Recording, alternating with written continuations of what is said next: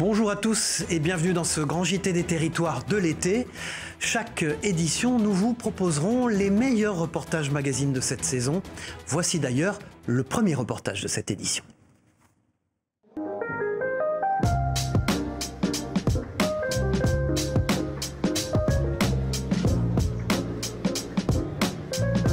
Il faut savoir que j'ai commencé le modelage à l'âge de 10 ans. Donc depuis mes 10 ans, j'ai très vite été confronté à la vision très limitée que peuvent avoir la plupart des gens sur la céramique.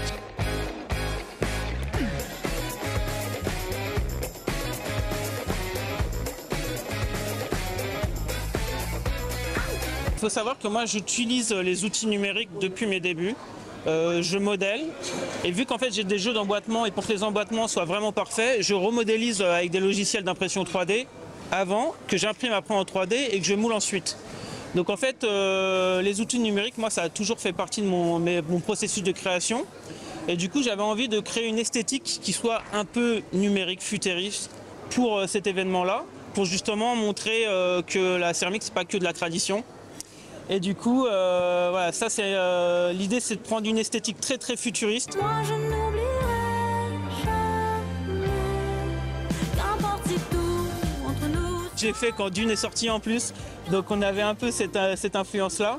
Mais l'idée, voilà, c'était de garder l'idée d'emboîtement avec des éléments qui s'emboîtent et qui se suivent, et essayer de créer une fresque qui surprenne un peu les habitants de Limoges, parce que vous, la porcelaine, ça fait partie de votre ADN.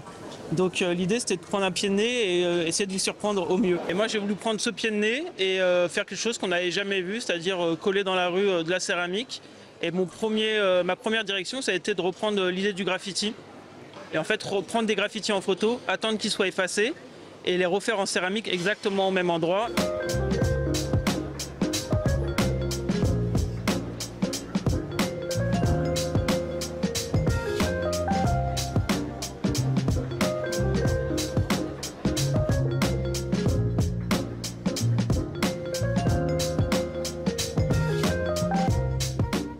Il faut savoir que moi je suis très lent, donc je me casse énormément la tête. Une fois que je sors une pièce, c'est que vous pouvez être sûr que j'ai fait 10 000 autres options pour être sûr que c'était absolument la bonne.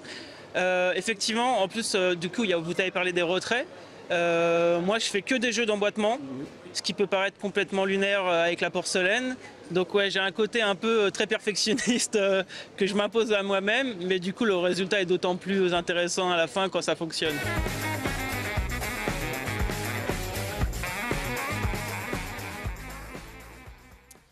Je vous propose maintenant de découvrir une femme très atypique qui a eu 1001 vies. Après avoir découvert l'univers de la parfumerie à 40 ans, à 88 ans, Yolande Barra gère toujours un institut de beauté à Grenoble et vient de lancer 2 parfums sous sa propre marque. Pour Télé Grenoble, Camille Avon nous raconte la longue route semée d'embûches de cette femme libre. Regardez. À 88 ans, elle a vécu 1001 vies. C'est dans cet institut à Grenoble que Yolande Barra gère désormais son entreprise. Mais avant d'en arriver là, le chemin est long. À ses 39 ans, alors qu'elle est mère au foyer, elle décide de se lancer dans la parfumerie de luxe à Modane, sa ville d'origine, un domaine où elle n'avait aucune connaissance à l'époque. Mais pour Yolande, ce défi ne lui fait pas peur. Alors elle décide d'aller toquer chez Dior et chez Yves Saint Laurent pour qu'elle devienne une de leurs revendeuses de parfums. J'ai ouvert avec Dior, Ritz et Saint Laurent. Et c'est comme ça que j'ai pu ouvrir ma première parfumerie sélective. Mais l'histoire ne s'arrête pas là, son affaire marche et on lui propose un poste de directrice à Grenoble. Alors, elle déménage et commence à gérer 3 affaires à elle seule. Mais un événement vient tout gâcher quand un de ses collaborateurs lui fait signer un contrat déguisé, lui permettant de racheter tous ses instituts pour un franc symbolique.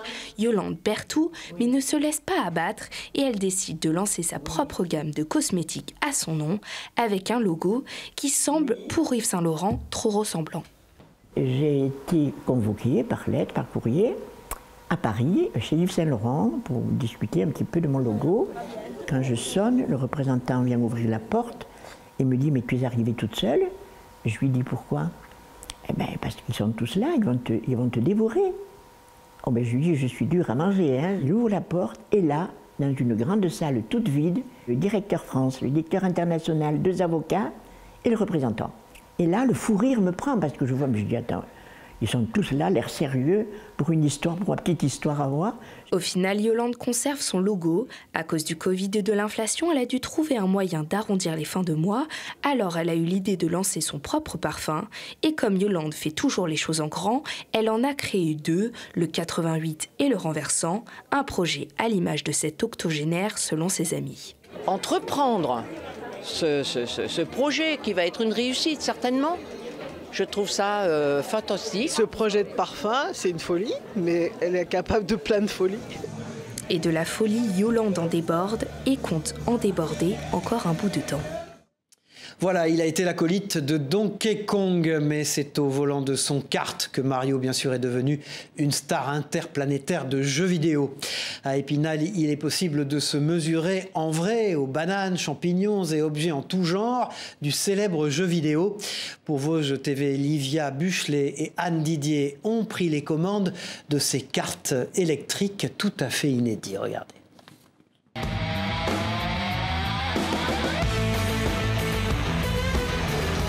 Pas de Mario, Luigi et consorts en vue, et pourtant on s'y croirait.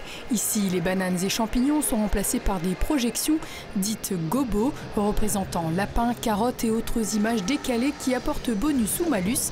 Immersion dans un nouveau lieu de loisirs spinalien, le e-drift.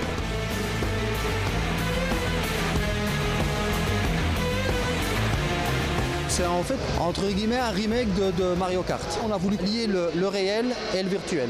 Donc ici, logiquement, en Belgique, ce genre d'activité fonctionne, mais tout en projection. Et nous, comme je dis, on a voulu vraiment mettre le réel pour que les gens ne se retrouvent pas comme s'ils étaient devant leur console. Il faut vraiment qu'il y ait un peu de choc. D'ailleurs, vous voyez bien, les gens s'amusent en fonçant dans les barrières et tout. Et donc, on est les premiers en France à faire ce genre d'activité. Ce soir-là, ils étaient une vingtaine et pour tous, le drift, discipline consistant à faire glisser son véhicule tout en le maîtrisant, c'était une première. C'est très glissant, effectivement, un peu dur de prendre les marques, mais on s'habitue, c'est assez fun. À force, on arrive à maîtriser l'engin, mais non, franchement, c'est à faire, c'est vraiment rigolo. Et pour la vitesse 20 km/h maximum, en fonction du niveau, les trikes électriques, ces tricycles équipés d'une roue de BMX à l'avant et de 2 roues de karting à l'arrière, sont bridés pour être maîtrisés par leurs utilisateurs. Et à côté de l'aspect loisir, les gérants se projettent un peu plus loin. On voudrait que des cours de sécurité routière viennent ici un petit peu pratiquer, parce que franchement, maîtriser un véhicule comme ça qui glisse, c'est un bien pour plus tard, pour quelqu'un qui va conduire une voiture. Parmi les autres projets, la création d'une franchise pour monter un réseau en France. En attendant, pour en profiter dans les Vosges, comptez une vingtaine d'euros. Nous partons pour la Bretagne où Clément transforme les peaux d'ananas en bijoux et en portefeuille. Ce jeune artisan a réussi à remplacer le cuir animal par un cuir 100% végétal. Les peaux des fruits sont récupérées auprès de l'entreprise Brésil, spécialisée dans la production de rhum à Plougastel d'Aoulas. Chaque pièce est unique par sa manufacture et ses matières. Un reportage d'Enora Lenôtre pour notre partenaire sur place, TBO. Bonjour à tous, moi c'est Clément Collin, je suis artisan designer écologue et je vais vous montrer comment je transforme une peau d'ananas en quelque chose utilisable en maroquinerie, en bijouterie ou en design.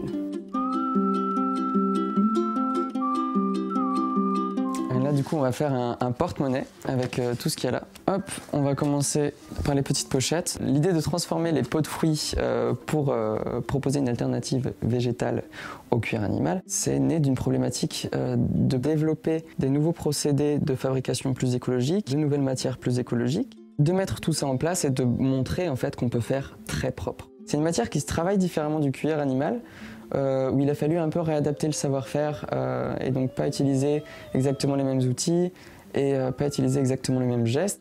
Pour me fournir en peau d'ananas, je fonctionne avec Brésil, qui est une petite entreprise à Plougastel qui fabrique du rhum arrangé. Donc je viens chez eux récupérer les peaux parce qu'ils utilisent beaucoup d'ananas. Pour préparer la peau, ça va me prendre 3 semaines. On est sur globalement 8-9 heures de travail pour un porte-monnaie.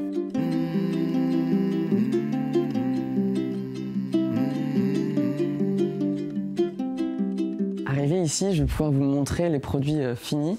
On peut retrouver les porte-cartes avec de la peau d'ananas. Les porte-monnaies, pareil en peau d'ananas. Je fais aussi des bijoux. J'utilise aussi d'autres peaux de fruits, notamment les peaux des cucurbitacées type melon pastèque, melon jaune. Là, on peut retrouver une bague en pomelo teint en rose. Et on retrouve bien le graphisme naturel de la peau de fruits. On peut retrouver mes créations sur ma boutique en ligne luckicreation.com. Et aussi, on peut retrouver quelques bijoux à la boutique Chat à l'Or de Quimper.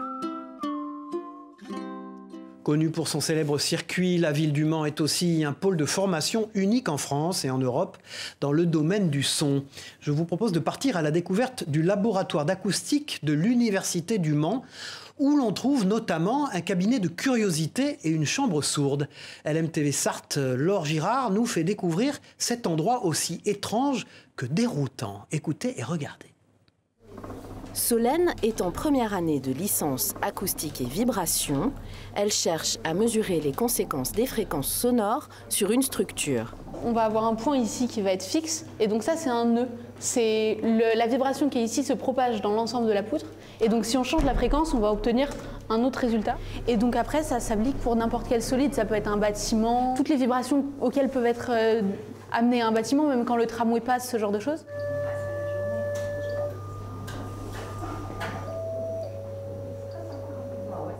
Au LOM, ou laboratoire d'acoustique de l'Université du Mans, le son est un objet de curiosité. Et quoi de mieux pour le mesurer qu'une batterie de haut-parleurs dans une salle sourde ou semi-anéchoïque. Donc ici, on va piloter chaque haut-parleur pour faire des champs acoustiques spécifiques qui nous intéressent, qui peuvent reproduire des excitations qu'on aurait dans l'industrie.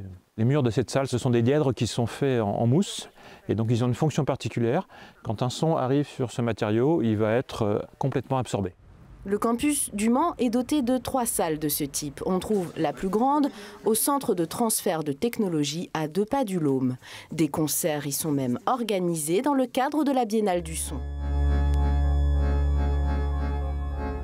Au niveau du laboratoire du LOM, c'est le premier laboratoire européen. Il fait partie des 2 ou 3 laboratoires internationaux dans le domaine. Et en termes de formation, on est en fait la seule université en France qui proposons l'ensemble des formations au niveau de l'acoustique, de la première année, licence première année, jusqu'au doctorat, avec un titre d'ingénieur aussi. 500 étudiants venus du monde entier participent à la recherche en acoustique, un domaine où science et créativité s'entendent très bien, vous l'aurez compris. Ouvrons maintenant une page de sport dans ce journal. Commençons avec ce moment unique qu'a pu vivre Lohan, grand supporter des Verts de Saint-Étienne. Grâce au dispositif de robots immersifs mis en place par une association, ce jeune garçon atteint d'autisme a eu la chance de découvrir les coulisses, les vestiaires et de voir les joueurs de son équipe fétiche avant la grande rencontre face à Amiens, sans avoir à subir aucune des contraintes, notamment de se rendre dans le chaudron de Geoffroy Guichard. Regardez ce reportage. Pour la 2e fois de sa vie, Lohan va vivre un match de l'AS Saint-Étienne avec une expérience un peu particulière. Depuis sa chaise, dans son salon, il va suivre l'avant-match, la visite des vestiaires en immersion avec un robot. Le tout avec quelques moments privilégiés à la clé pour ce fan de statistiques. Oui. Quel est le vainqueur de la Coupe de France de la saison dernière? Attends, c'est qui a gagné la Coupe de France? C'était un peu inédit. Toulouse, pardon. Bonne réponse. Ils ont gagné 5-0 Nantes. Allez, dis-moi, ton score pour aujourd'hui? 1 partout. Non.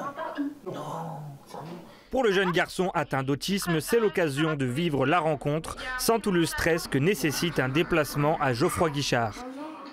Lohan étant autiste et atteint d'hyperacousie, le bruit est quand même quelque chose d'assez dérangeant pour lui. Donc le fait d'être chez lui, derrière un ordinateur, il bénéficie de tous les avantages sans les inconvénients du stade. Au stade, justement, c'est l'association ASSE Cœur Vert qui met tout en place. Depuis 2021, l'association offre la possibilité aux enfants hospitalisés ou en situation de handicap de vivre une expérience au stade grâce à un robot immersif. C'est un événement parce qu'ils vivent un moment un petit peu hors du temps dans leur parcours de malade, souvent ça permet de penser à autre chose. Et puis surtout, les infirmières, les médecins en parlent quelques jours avant, quelques jours après.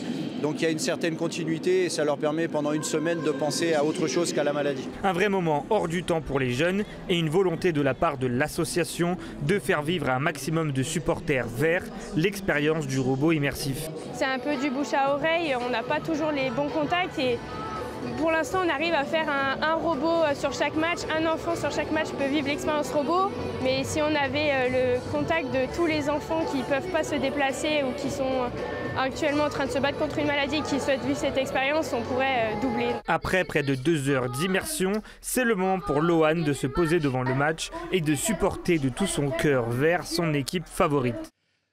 Le braquage de la Banque de France comme si vous y étiez. C'est ce que permet cet escape game dans les anciens locaux d'une banque à Abbeville, en Moselle.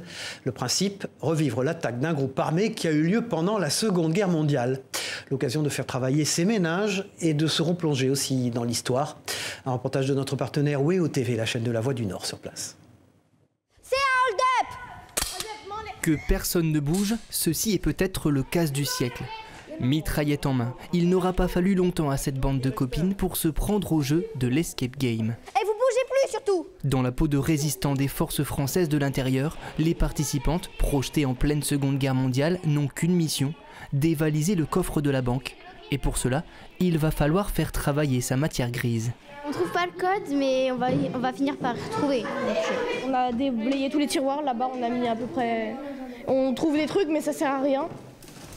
Il est mal embarqué ce braquage? Un peu, ouais. Code, énigmes et autres casse-têtes rotors, tout est fait pour rendre la tâche des joueurs difficile. Il faut user de patience et de coordination pour espérer approcher le butin. Et pour cause, la scène prend place dans l'ancienne Banque de France d'Abbeville, de son guichet à la salle des coffres. Moi j'aime bien les activités comme ça, c'est bien, faut chercher, trouver des indices, tout ça. J'avais jamais rentré dans une ancienne banque, donc même pour les enfants, niveau culturel, c'est génial. Et si l'immersion est totale, c'est aussi parce que ce braquage a bien eu lieu. En juillet 1944, une poignée d'hommes dérobait ici l'équivalent de 18 millions d'euros sur le point d'être transférés en Allemagne. Un fait historique presque oublié, dont l'escape game se charge de préserver la mémoire. On n'est pas sur un cours magistral, sur du papier. On a un pied dedans en fait, puisque l'escape game a beaucoup de clins d'œil historiques, comme le mot de Verlaine qui a été utilisé justement sur la Seconde Guerre mondiale avec un petit clin d'œil au film Le Jour plus long. Ils vivent l'histoire en fait. C'est des résistants qui viennent réellement braquer la Banque de France. Après plus d'1 heure d'effort, l'alarme retentit et les billets, répliques de l'époque, pleuvent. Bien sûr, le casse est fictif, mais les braqueuses repartiront tout de même avec quelques notions d'histoire.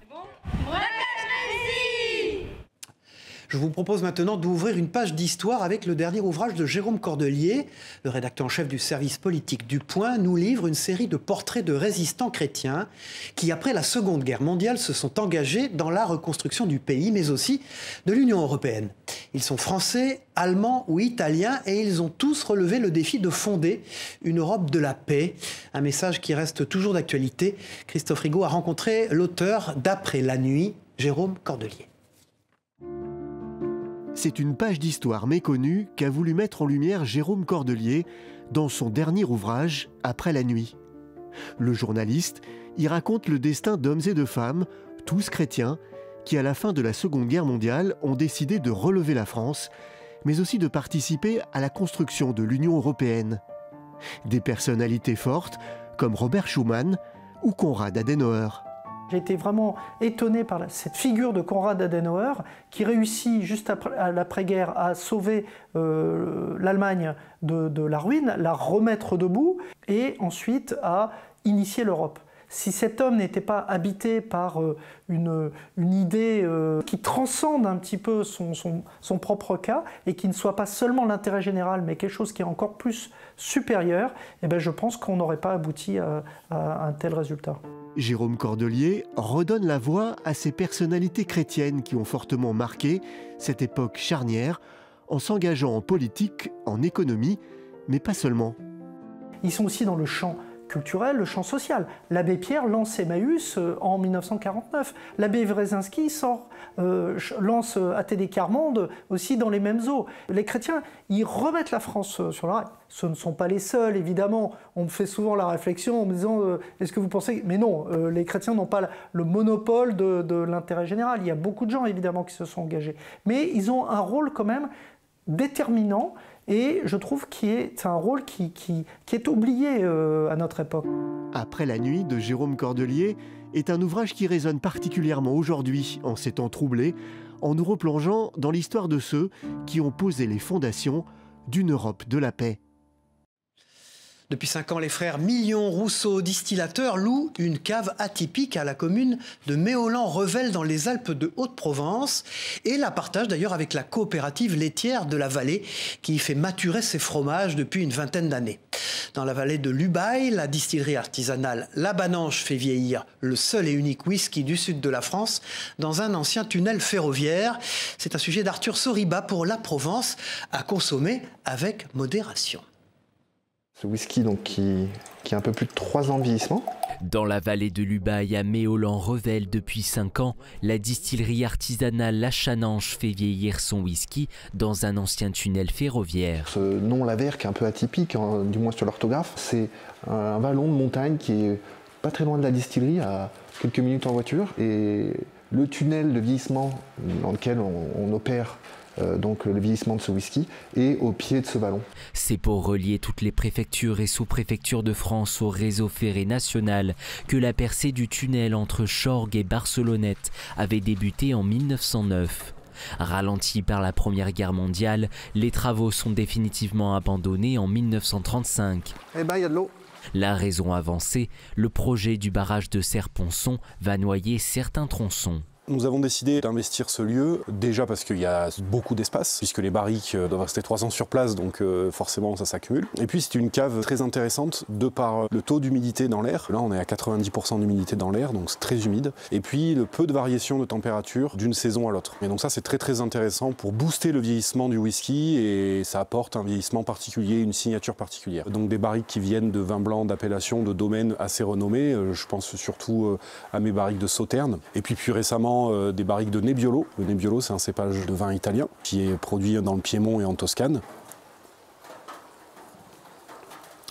C'est très satisfaisant. Lancée par leurs parents en 1994 avec une liqueur de framboise, la distillerie familiale a été reprise en 2019 par François et Jérôme qui ont fait d'elle la première à brasser, distiller et faire vieillir du whisky en région PACA. On a donc développé un pastis, un gin, une liqueur de menthe. Et puis donc, plus récemment en tout cas, le whisky. Ça permet d'aller chercher de nouvelles pratiques, de nouvelles manières de travailler, d'essayer, d'innover. Le whisky français est en plein boom et on voulait aussi participer à cette aventure du whisky français. Voilà, et puis Lucien Magana est luthier depuis près de 30 ans. Il fabrique des guitares dans son atelier de Sionzier en Haute-Savoie. En plus de rechercher le son parfait, il s'amuse avec l'esthétique pour faire de ces instruments des objets uniques. Chacun d'entre eux a été fait sur mesure, vous allez le voir. Ce travail minutieux nécessite plusieurs heures, voire plusieurs années de labeur.